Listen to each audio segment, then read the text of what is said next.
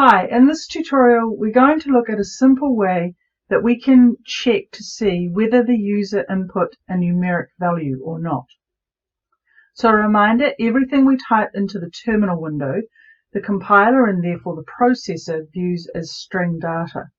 So to cater for the fact that the user might not follow our instructions and type a number, we're going to do a little trick.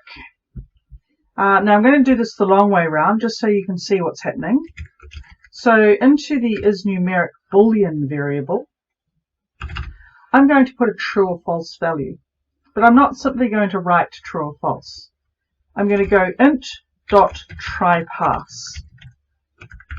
Now this method will return a true or a false, and basically the try bit of it is let's have a go at doing something, and the parse is let's examine the contents of a variable, a string variable in particular, really closely.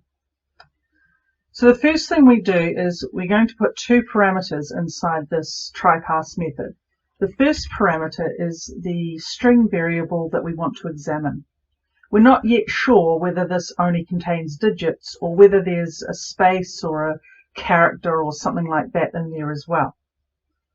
We separate the two parameters with a comma, and then we have this keyword out followed by the integer variable number here that I'm going to put the user's input if indeed it is a number.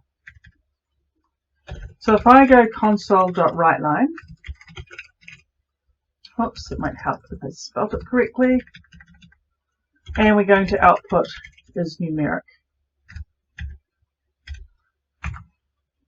If I come down here to terminal and run the code with .NET Run, okay, if I put 42, clearly a number only, and it outputs true.